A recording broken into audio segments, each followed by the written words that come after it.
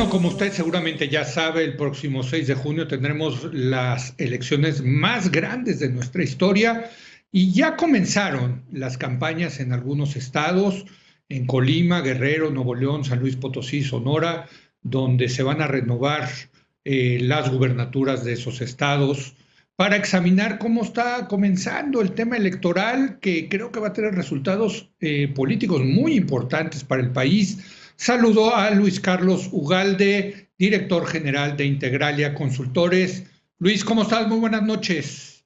Muy bien, Leo, muy buenas noches. Luis, pues ya comenzó esto, caray, es la elección más grande de la historia, pero también tengo la impresión, y te lo pregunto, de ver las encuestas, la gente no está atendiendo mucho el tema electoral, y desde luego tiene que ver con la crisis económica y la crisis sanitaria, ¿no? Bueno, están empezando las campañas, Leo. De hecho, el viernes pasado empezaron en solo 5 entidades. Recordemos que va a haber elecciones de gobernador en 15 entidades y en 30 entidades va a haber elecciones de diputados, de alcaldes. Entonces, esto está apenas empezando y es lógico que conforme se vaya dando más tiempo y empiecen a haber más candidatos en contienda, esto se va a poner un poco más caliente. Efectivamente, es un inicio lento, gradual, y ojalá por el tamaño y ojalá por la polarización del presidente y ojalá por todo lo que está en juego, pues al final resulta una elección más participativa. Recordemos que siempre estas elecciones intermedias despiertan poco interés. Ojalá ahora sea diferente. Yo creo que serán diferentes porque nunca, como antes en unas elecciones intermedias, teníamos tantas elecciones concurrentes en los estados, que por cierto, a la gente de los estados les importa más la elección de su gobernador, de su presidente municipal, Luis Carlos.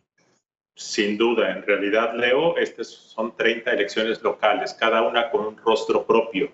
Y lo que vemos, los que vivimos en la Ciudad de México o en las capitales de los estados, muchas veces son discusiones nacionales.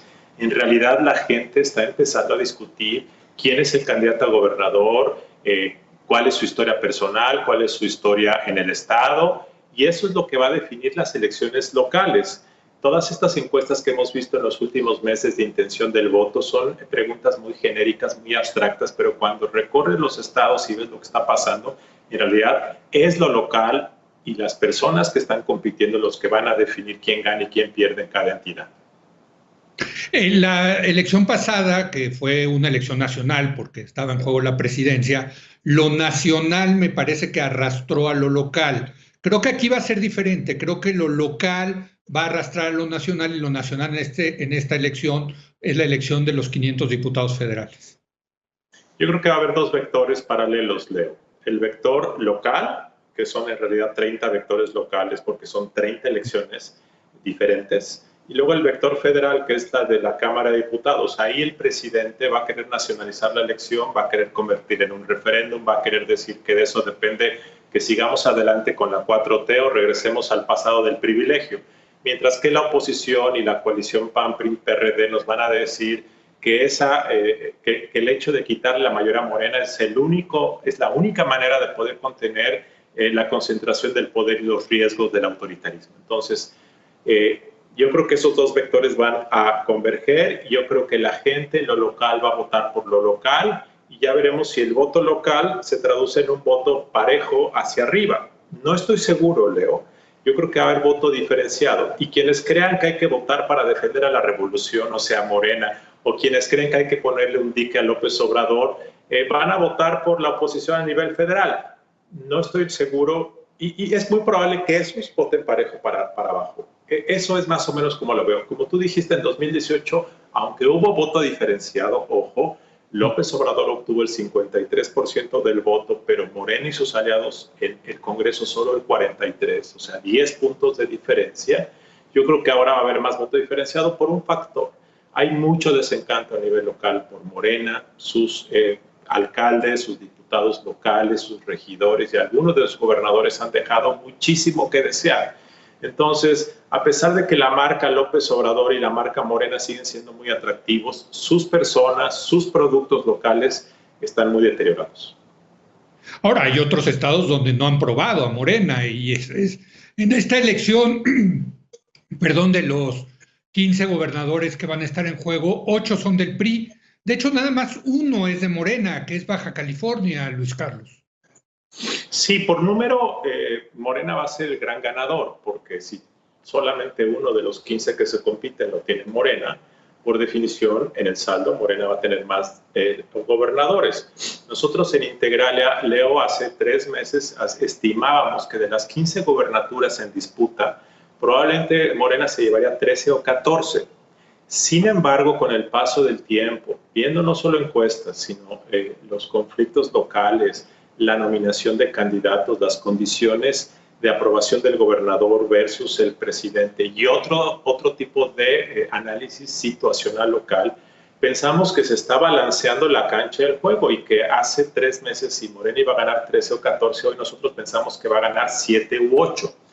Y probablemente podría suceder que al final acabe ganando 5 o 6. Ahora, ese que sería el peor escenario para Morena, ganar 5 o 6 de 15, en un sentido relativo es muy buen escenario porque de tener hoy 6 gobernadores va a pasar a tener 11 y se va a convertir pues probablemente en el partido con más gobernadores. Entonces, desde un punto de vista Morena le va a ir bien de cualquier forma, pero no tan bien como muchos pensábamos el año pasado. Ahora, lo que le importa, yo creo, al presidente López Obrador es la elección federal, ¿no? Más retener la mayoría simple que le da el poder para reformar las leyes y sobre todo pasar el presupuesto anual y retener lo que también tiene también hoy en día, que es la mayoría calificada de 2/3 partes para reformar la Constitución. El gobierno y el presidente ya no tiene upside, Luis Carlos, en esto, ya no tiene nada que ganar, tiene más bien mucho que perder y creo que eso es lo que vaya, ese es el juego que más les está importando, ¿no? Sin duda, Leo, el juego de la Cámara de Diputados es el tema central para que la revolución triunfe en un sentido político. Pero yo creo que hoy, como están los números de cálculo, no solo de encuestas, sino de cálculo político, de cómo puede estar la distribución, nosotros en Integralia le hemos dado también mucho seguimiento en esto y pensamos que los números que hoy tiene Morena con sus aliados, que es más o menos el 63% de la Cámara, más o menos 325 diputados, si tú juntas a Morena, más el Partido Verde, más el PT, más el PES, dan eso, casi la mayoría constitucional. Pensamos que va a perder al menos 60 o 70 diputados, de tal forma que probablemente se quede en un rango entre 260 y 280 diputados Morena y sus aliados, de tal forma que va a estar ya lejos de la mayoría constitucional, pero por arriba de la mayoría absoluta, que es el 50% más 1.